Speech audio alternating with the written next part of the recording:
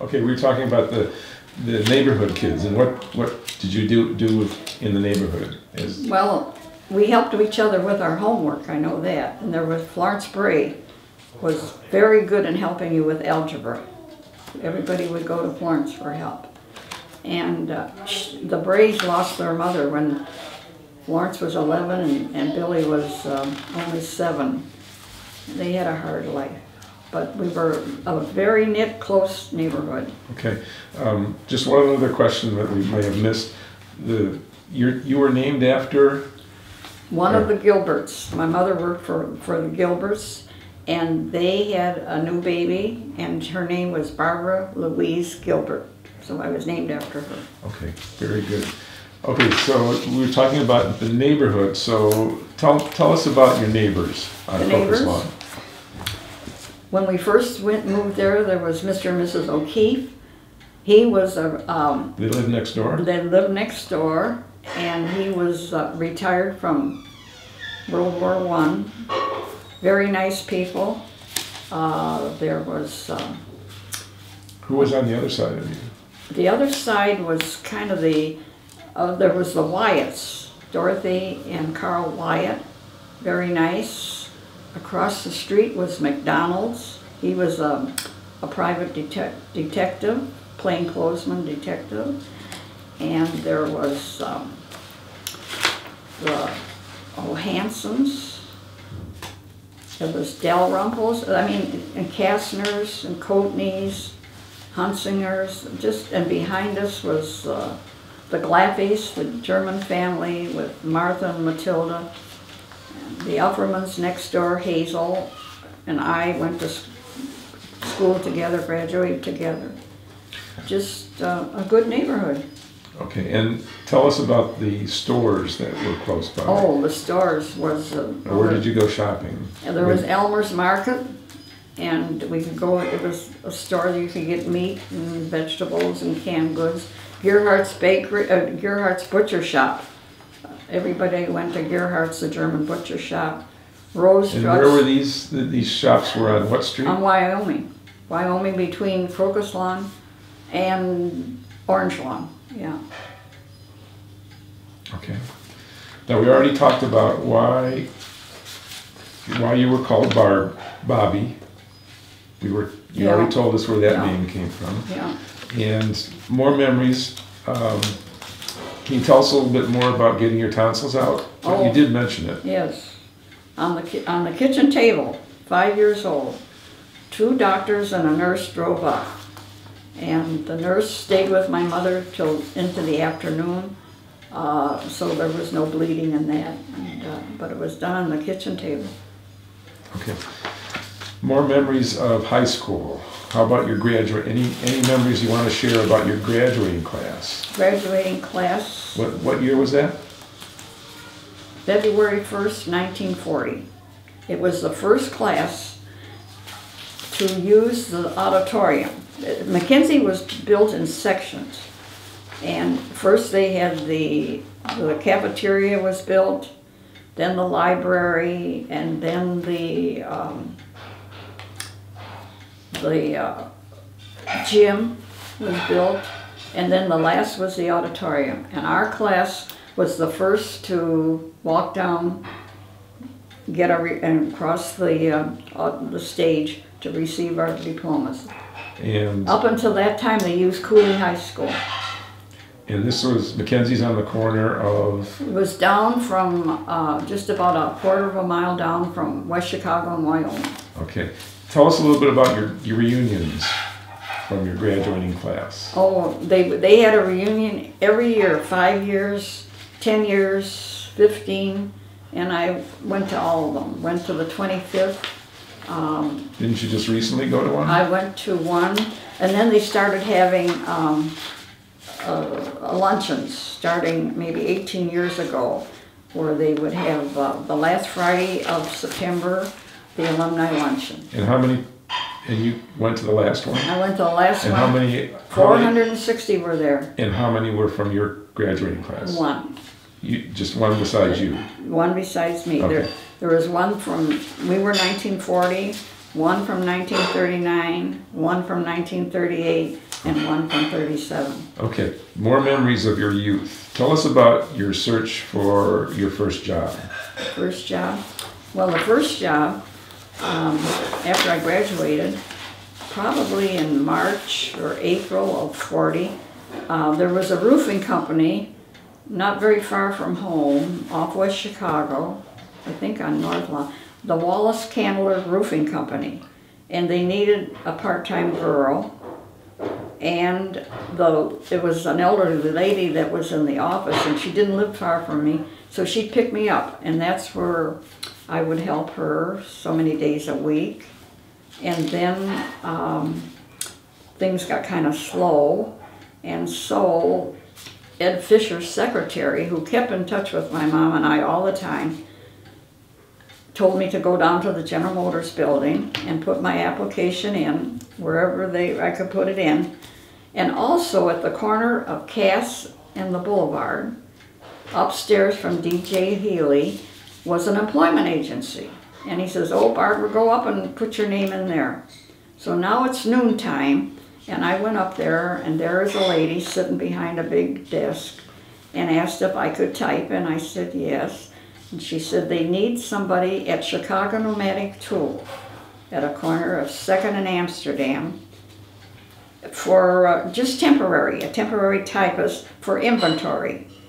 So I went over, and the receptionist knew I was coming, and the man from the accounting department came out, a big tall man, smoking a cigarette and his white sleeves rolled up. And his name was Ed Giebel, Giebel. And I think because I had a German name, Pfister, Pfister, he hired me. So it's a big room with an aisle down the middle. And on one side is the accounting department, and the other side is the billing.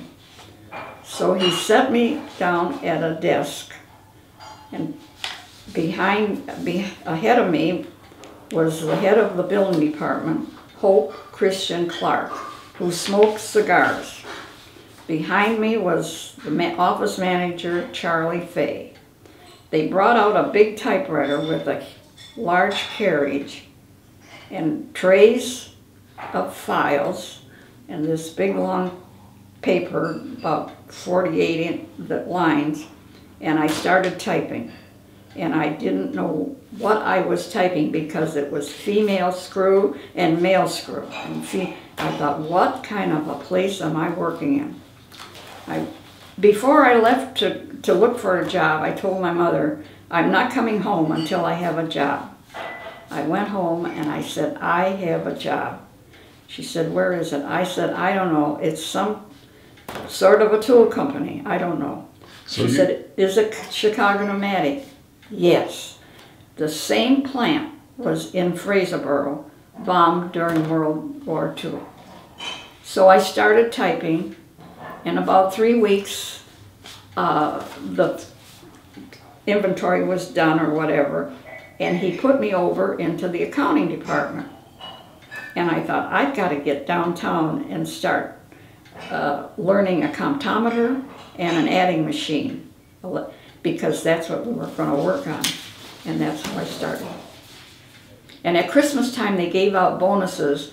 Because I was temporary, I couldn't get a bonus, but he told me, you're now an employee. You've been hired on as an employee. So in Chicago, or at Chicago Pneumatic Tool, you were in the accounting department. In the accounting department. So more memories of your youth. Tell us about your girlfriends. The girlfriend? Well, there was Hazel and Offerman that lived right behind me on 8751 Violet Lawn.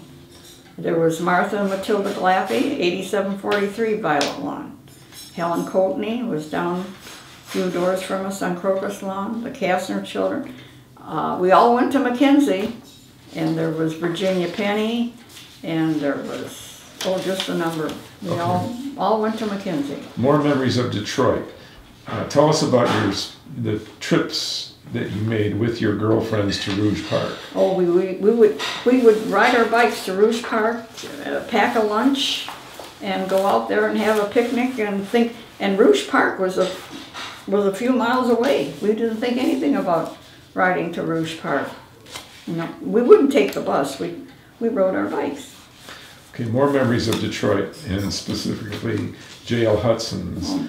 Let's talk about seeing Santa Claus when you were young, or shopping for toys. Can you tell us about the memories at J.L. Hudson's?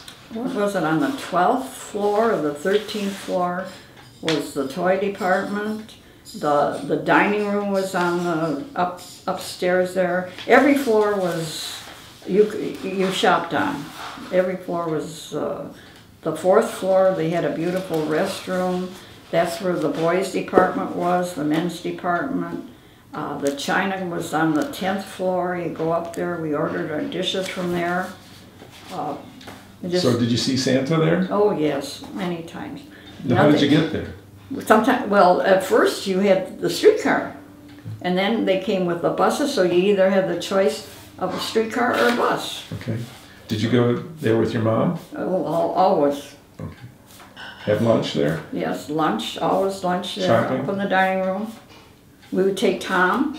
They had a special placemat for the children, special meals. Yes, many times. More memories of Detroit. Tell us about, did you visit the Fox Theater? Yes, many times. I went to see Gone with the Wind at the United Artists with Hazel Upperman. We took a lunch because it was, what was it, 4 hours or what? We took our lunch and went to see Gone with the Wind. Yeah. Fisher Theater. Did Fisher you visit Theater. the Fisher Theater? Went many times there for plays or movies. Yes. How about Eastern Market? Did you go to Eastern Market Once much? in a while, we Okay. would go to Eastern. There was a Western Market that quite often the Coatneys would go, and I would go with them to Western Market, yes. Boblo Island. Boblo Island, we went to Boblo Island on cruises with different people from Hope Church. Yes. Okay. More memories of Detroit. How about the Thanksgiving Day Parade? Well, I went to the very first one. Okay.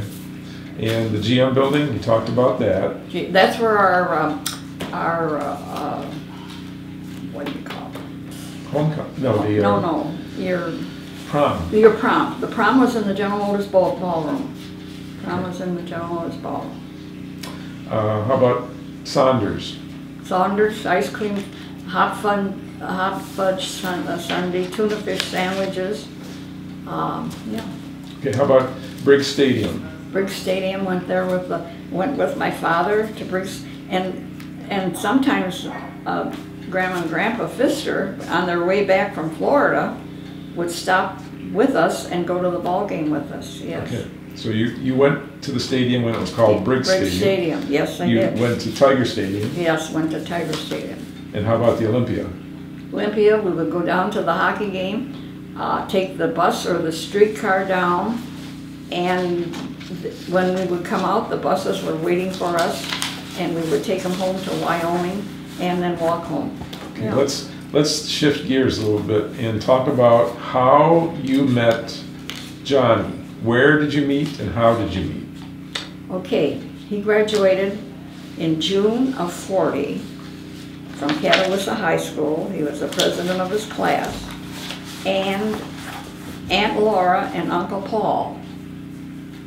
Paul was Dora Yeager's brother. And they had the farm in Catawissa, or outside of Catawissa, and they were visiting the farm because both of Paul's parents, Kersey Yeager and his wife, were still living, Grandma. And they decided that Johnny excelled in math very well, that there's nothing in Catawissa for him to go to, so they brought him to Detroit and to stay with his sister Evelyn, who lived off of Whitcomb and Grand River.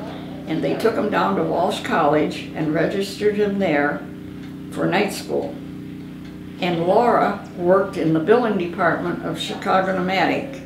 She was one of the head girls there. So she got him into Chicago Pneumatic that summer, helping out whoever needed help during vacation. People that were on vacations. But he got into the accounting department with Mr. Ed Gable. And he was going to night school down at Walsh. The whole family belonged to, all the Yeagers were Methodists and belonged to Metropolitan Methodist Church. And even in Catawissa, Johnny belonged to the Methodist Church. So he joined the Metropolitan Methodist, and that's where we met. But we didn't start dating till January 1942. So that we were there 2 years before we even paid any attention to us. Did he? How did he ask you for your He asked me to go out. Now, he didn't have a car, mind you, no car. So he asked me to go to a show at the Michigan Theater. That was your first date? That was the first date, and we stopped at Saunders and had a sandwich and a sundae. Now, we had to take the bus down there from work. Then we had to come home on the bus and drop me off. Then he had to get back on the bus to go back home. No car. Didn't have a car till 1947. Okay, memories. Let's think about memories of Johnny's mother. Her name was? Nettie Blecker. Okay, what do you remember about her?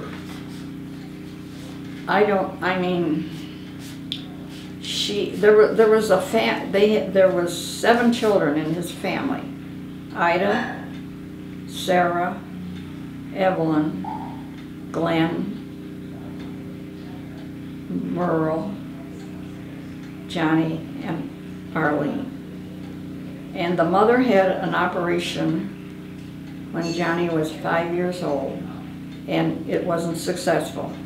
So as the time went on, she went into the state hospital. She wasn't able to be home, and she was there for 50 years. So he did not know a mother. His sister, Sarah, was 16. She gave up school to stay home and take care of the 3 younger children. So you only knew Johnny's mother when you would visit her? When we would visit her in the hospital. Okay. Yes. All right.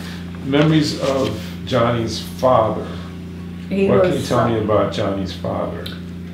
He had a sister, Jenny, that had a big farm, and we would go out and visit them because quite often in the summertime, Johnny and Arlene would go and stay with them on the farm. And his father was a butcher, and he had a general store where sold, in Catawissa. In Catawissa, and he was a butcher. And then came the Depression, and as you know, anybody would come in and couldn't pay, he would say okay, and then he kind of lost his business. Yeah, that was during the Depression. Okay, let's think about memories of dating Johnny. This is not your first date, but after your first date, when you would go out for a date. Can you tell us about places where you went or what you would do on your dates? We met up with different people. We met up with Tony Gerhardt. He was Hazel Upperman's boyfriend, a very, very nice fella. And we would go to Rouge Park, or we would go on a picnic, go to the show. But see, that was 1942. January. August the 1st, 1942, he went into the Army. So how long was it between you, when you first met and when he went into the Army? From January 42 to August 42. Okay.